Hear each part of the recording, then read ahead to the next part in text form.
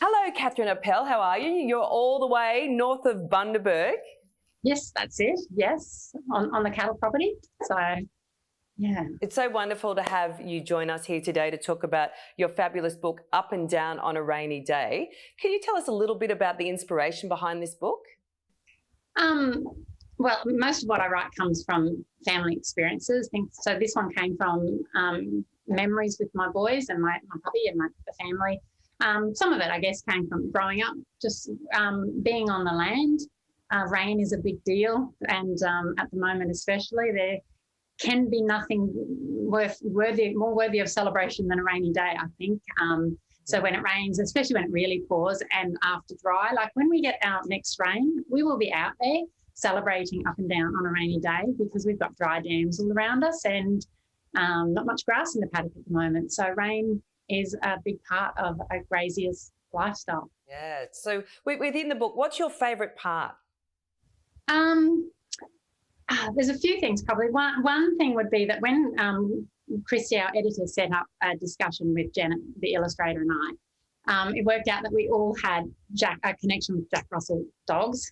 And so there's a dog in the book, and we had our jaunty puppy that used to always just come down, and he was just pure joy. It's probably one of my favourites, mainly because I guess it's the connection of all of us. And I love the memories that it sparks for me. So the activities in that page, a lot of that on the book, are things that we've done as a family. And so it brings back all these memories of my boys so long ago. So. Oh, how beautiful.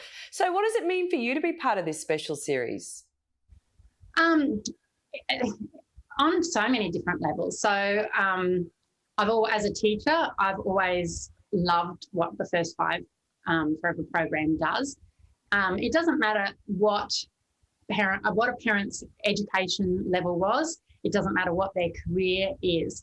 If they read with their children in the classroom, we can see that. It makes a big difference. The kids' engagement, their ability to articulate what they bring to their writing. So, from the earliest stage, read and talk with your kids, and you are setting them up for their education and for their life. So for that, I'm thrilled that I can be involved.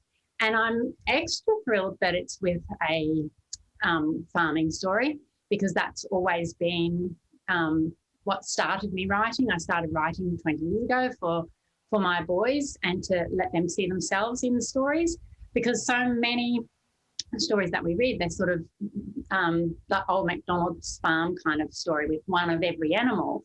And yet on Australian grazing properties, we've usually got, hundreds of cattle, and rabbits are not something you actually want. And we don't have a barn. And if we've got a shed, like we've got sheds, not barns, and they're not for cattle anyway, they're for machines and feed and things like that.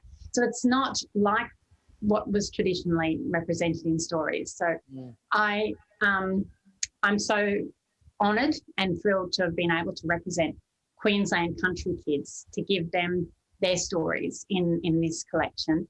And also I hope that it opens up conversation too for city kids, because there is this growing disconnect between city kids and country kids. And it's almost like living in the country is a culture unto itself. And I think it's important for other people to realise the hardships that farmers face. Like, it is really hard going through years of dry. Like, we've got the dry. I've lived here for 25 years, and the dams are drier than I've ever seen them. But farmers also know how to have good, clean fun, muddy good fun.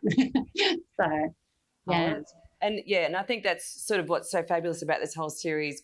Queensland Stories, written by Queenslanders for little Queenslanders, that develop that identity, their understanding of culture, but also understanding of place. And that, I guess that's what you're saying, that you've been able to tell stories of your place.